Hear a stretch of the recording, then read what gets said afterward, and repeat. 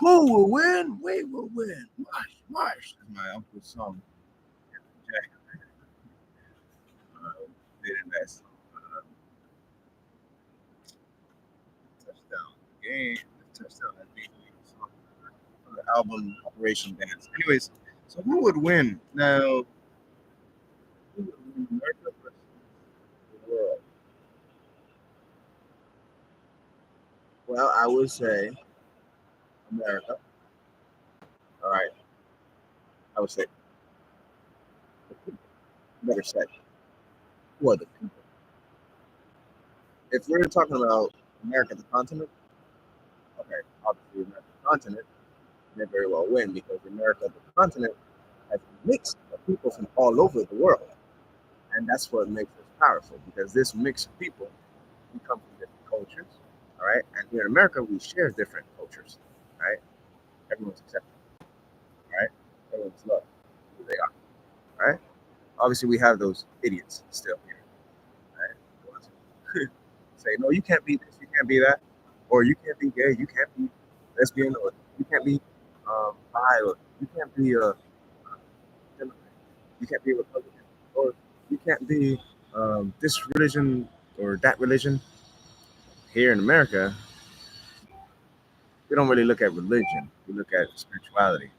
And I wouldn't just say here in America, here in the world, on Earth, the Earth Guardians, right? Guardians of Earth. We're everywhere. So who would actually win in such a battle? Honestly, the Guardians.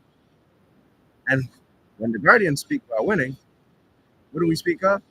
Well, we talk about nature. Nature will win, all right? Because many people like to account for, oh, military power, military power, and yeah, that's great, but nature can get rid of all your military power in one night. No, just like that, just like that. The cosmos, you don't know, all right?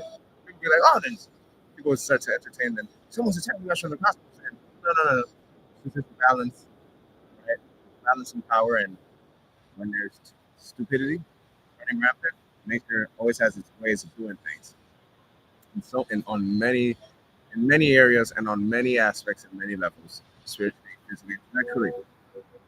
Now, let's not forget about flying saucers as well. Let's not forget about the flying saucers. We'll have that. But let's also not forget about the superhumans too. So who would win? These humans, superhumans, who are essentially guardians of Earth, guardians of all life. Okay, they are love and its power manifested, hmm and its power to protect life manifested. Yeah, because they are very sensitive to energy. Okay, this could be spiritualists, etc., etc. So now, pardon the noise, ladies and gentlemen. I propose a World War III simulation battle. We need the Guardians, but see, we would need the Guardians would actually. It'd be hard for the Guardians because in this simulation battle, um, it's going to be for the most part conventional. People are going to use conventional stuff, but Guardians we're beyond the conventional. Oh yeah, we move in other ways. All right, so there's underlying movement in such a scenario. Okay, there's an underlying balance that already exists in such a scenario. All right, so that's why I really don't pick sides. The only side I pick is the only side I pick is the side that is the most aligned with the truth of life, love, creativity, abundance. So, anyways, now Trump on the tariffs.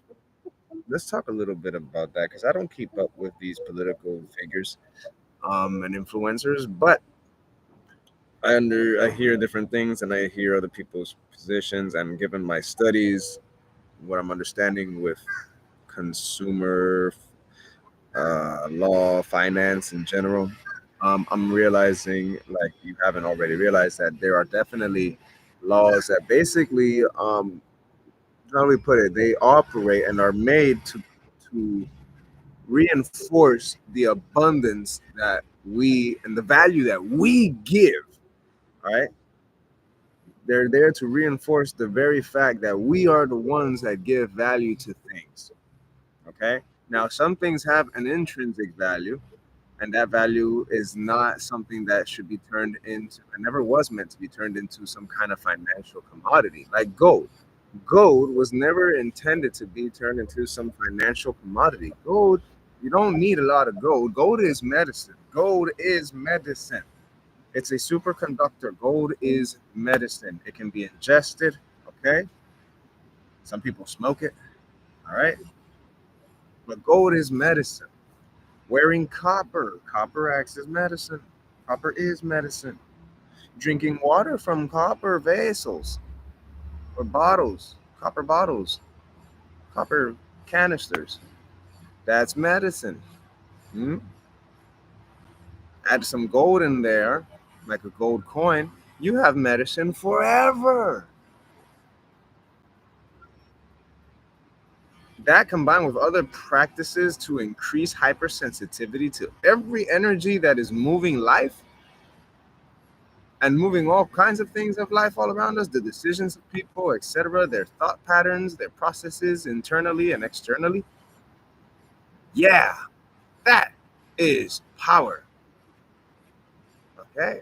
That's power that's been in power. Okay? Because people see all the external factors, but sometimes some people forget to pay attention to internal factors. But those of us who are leading the who are leading who are on the leading horizon um, of human efficiency, growth, development, and evolution, along with nature, those people, which tend to be a lot of self deep diving spiritualists, okay, and researchers and students of life, dedicated students of life, those people who also take action and even also have businesses, these people, all right, these are the guardians. These guardians, all right, these guardians are the ones that keep things in balance, all right, because the guardians are not operating out of just their own, wants and desires. They realize that our wants, our desires, our needs are reflective of life and other life forms. So, anyways, y'all, that's all I got. Now, just a real quick note back again on the whole tariffs thing that people are talking about. The thing about these tariffs is that when you go back and recognize that, like I said before in this video, that hey, that we are the ones that give value to things, whether it be money, etc. Right? We know that there are things that are valuable; they have an intrinsic value, but we use money as a bartering system.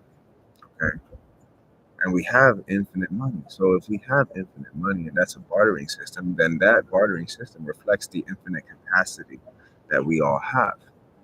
Okay, which is great. It also represents the infinite capacity that Earth has.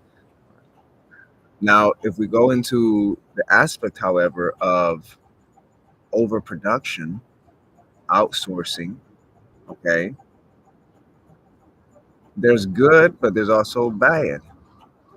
There's been a lot of outsourcing to promote things that are unhealthy, okay, whether it be products, services, a mindset, okay, a way of thinking, a way of seeing, a way of living.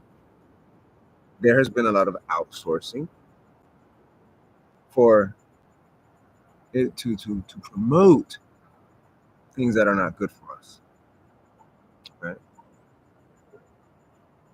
So there's a lot of things. There's so many moving parts. At the end of it all, what we're looking for, ladies and gentlemen, is to remain efficient. A car is made for efficiency, okay? The need of the car is for transportation.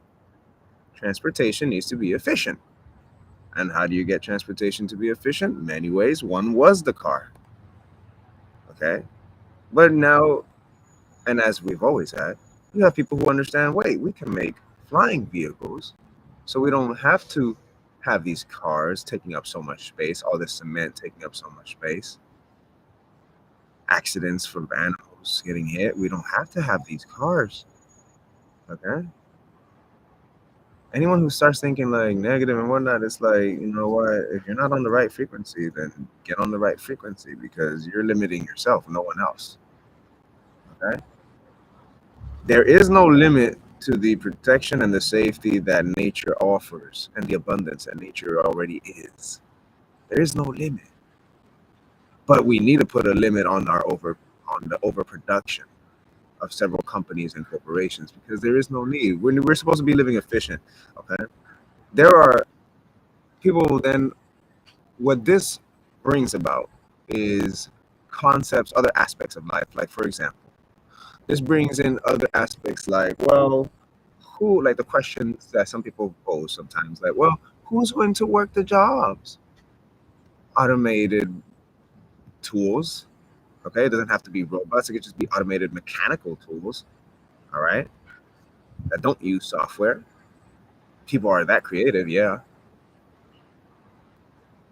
No, who's going to fill out other job roles? First of all, what are those you should be asking, what are those job roles there for? What are the purpose of those job roles? Can we take that and put it into something more efficient? Because honestly speaking, the only job and work you need to consider or be dedicated to is living your best life. All right? Attending nature, planting gardens of food forests. Okay? That's what your focus should be. uh, Physicality, getting active, your athleticism. There's a time gap for abilities to improve. Thank goodness for that. It means we keep ourselves busy. That's why the world of athleticism, sports, and even efficiency, gardening, they work so hand in hand. They merge together so well because they are glimpses and aspects of a lifestyle that is already available, that has already been made available. Okay. And now other people are returning too, which is great. I'm seeing a bunch of little, seeing like two big tree lizard things. Rosie's just resting. They're making noise, but they're like, what is it? Basking in the sun? Yeah, it's basking in the sun. Look at it. They're funny, man. So, anyways, y'all, that's what I have for today. For now, and yeah, join the mega project. Join the mega project. I was going to make a video talking about the difference between consumer transactions and an installment sale. And all I'm going to say with that is there's a big difference. One, a consumer transaction comes from an infinite source, is a extension of an open-ended credit system. What it means open-ended? It means unlimited. Hello, unlimited. You want to consume, you want to use something, or you want to utilize something. Okay, cool. Something that someone created, sure, let's create this thing called a consumer credit transaction where we make a value, we put value to this bartering system, right? And this bartering system has an infinite value. Okay, cool. Now, some people obviously in the past they have seen that, corporations have seen that, and they see the infinite value. They're like, oh shit, well, damn, we can do more and do all this and do that and have all of these things, etc. and create this stuff. Yes, yes, yes, yes, yes. But in the process of that, some of that has been exaggerated unnecessarily. For example, price gouging. For example, overproduction. Overproduction leading into liquidation. Why? Keep it simple. I would take a frame, for example. And that frame can be changed up. But then what happens? Some people are like, oh, well, we're going to make a different frame. We're going to make a different frame. And we're going to have all of these different frames, and we're going to monopolize on it. Now you're messing up efficiency. You're not thinking in terms of efficiency. See what I'm saying? Some people think in terms of business, all right, because they think more business equals more things. When honestly, being more efficient is the ingredient to be able to enjoy other things and create other things. Okay, for your enjoyment. I'm talking to the corporation business people out there as well. You create things, all right, because you like this creation process. That's great. Do not forget about efficiency, all right? And there's more to life than just your business. You want to start with your health, getting more active, okay? Because some of you are up in age and you're like, oh, I wish I could do this. I wish I could do that. Yeah, because you didn't do it because you're so caught up in how much more business you can do. Yo, anything you want to do in your life, you can do it. You don't necessarily need a bunch of business for it. If we actually are honest to ourselves, okay? You may see and think that, well, the way the current system is with the way transactions are and all that, and the way money is handled, we have to do this. It's like, no, you don't. No, you don't. You really don't. We can just go back to simplicity. All right. In other time periods, like early 1900s, uh, $10 or $100 was a lot. Technically speaking, it can still be treated as a lot. So easy. It can still be treated like, whoa, that's a lot. Yeah, it can still be treated as a lot. Not in the sense of currency exchange. No, the way we value something that's we say a million, well, it can still be treated as $100 can still be treated as a million. Okay. Oh, it's just that so many resources were used. So some people will say, well, so many resources were used to make this thing. Really? Or are you lying? For some people, it's true. Yes, so many resources were used. All right, but guess what? Everybody still got what they wanted, right? And some people are still doing what they love, right? Some people love to create vehicles. Some people just create their own vehicle. I love the example of the guy who made his own flying saucer jet boat. I love the example of Bob Lazar making his own sport model UFO. Wow, that's awesome. That's exactly what we need to do. Okay? Embrace our creativity, help each other with the creativity as well. Duh. It's so simple. It's silly. The way that some people overcomplicate it. Anyways, namaste.